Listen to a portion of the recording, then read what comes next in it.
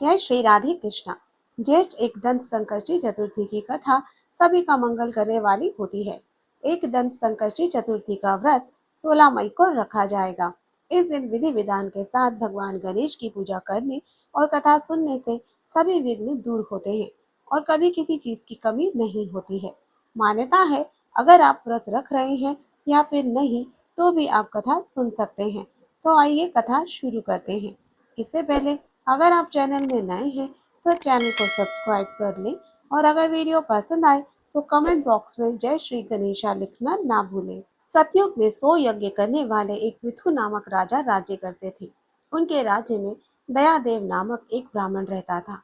ब्राह्मण के 4 पुत्र थे और सभी का विवाह हो गया था। चारों बहुओं में बड़ी बहू अपनी सास से कहने लगी, हे माताजी, मैं बचपन से ही संकट नाशक गणेश चतुर्थी का व्रत करती आई हूँ। कृपया करके मुझे यहाँ भी चतुर्थी तिथि का व्रत रखने की अनुमति प्रदान करें। पुत्र वधू की बात सुनकर सास ने कहा, हे बहू, तुम सभी बहुओं में श्रेष्ठ और बड़ी हो। तुम्हें किसी प्रकार का कष्ट नहीं है और ना तुम भिक्षुणी हो। ऐसी स्थिति में तुम किस लिए व्रत करना चाहती हो? हे सौभाग्यवती, अभी तुम्हारा समय उपभोग करने का है और व्रत रखकर तुमको करना ही क्या है। लेकिन बहू मानी नहीं, व्रत करने लगी। कुछ समय बाद ही बड़ी बहू ने एक सुंदर बच्चे को जन्म दिया।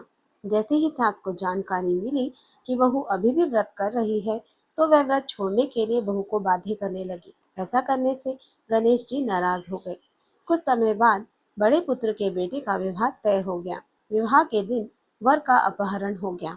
इस अनहोनी घटना से शादी के मंडप में खलबली मच गई। सभी लोग व्याकुल होकर कहने लगे, लड़का कहाँ गया, किसने अपहरण कर लिया।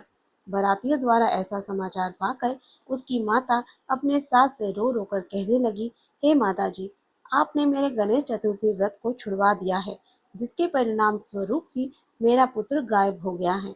अपनी पुत्र वधू के मुख से ऐसी बात सुनकर ब्राह्मण दयादेव और उसकी पत्नी बहुत दुखी हुए। साथ ही पुत्र वधू भी दुखित हुई। पुत्र के लिए दुखित पुत्र वधू प्रति मास संकटनाशक गणेश चतुर्थी का व्रत करने लगी। एक समय की बात है कि गणेश जी एक वेदज्ञ और दुर्बल ब्राह्मण का रूप धारण करके भिक्षाटन के लिए इस मधुर भाषिनी के घर आए। ब्राह्मण ने कहा कि हे बेटी, मुझे भिक्षा स्वरूप इतना भोजन दो कि मेरी क्षुधा शांत हो जाए। उस ब्राह्मण की बात सुनकर उस पुत्र वधू ने उस ब्राह्मण का विधिवत पूजन किया।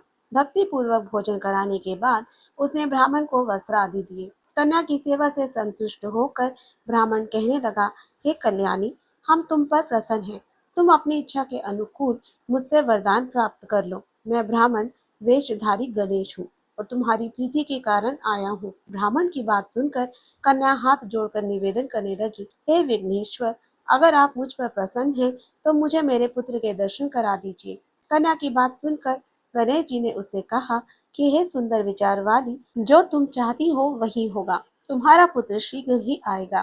कन्या को इस प्रकार का वरदान देकर गणेश जी वहीं अंतर्धान हो गए। कुछ समय के बाद उसका पुत्र घर वापस आ गया। सभी बहुत प्रसन्न हुए। विधि अनुसार विवाह कार्य संपन्न किया। इस प्रकार ज्येष्ठ मास की संकष्टी चतुर्थी सभी कामनाओं को पूर्ण करने वाली है। तो ये थी ज्येष्ठ मास की संकष्टी चतुर्थी की कथा। अगर आपको ये वीडियो पसंद आई हो तो चैनल को सब्सक्राइब करके बेल आइकन को ऑल पर क्लिक करें ताकि आगे आने वाली ऐसी ही वीडियोस की नोटिफिकेशंस आपको मिल सके। तब तक के लिए राधे राधे।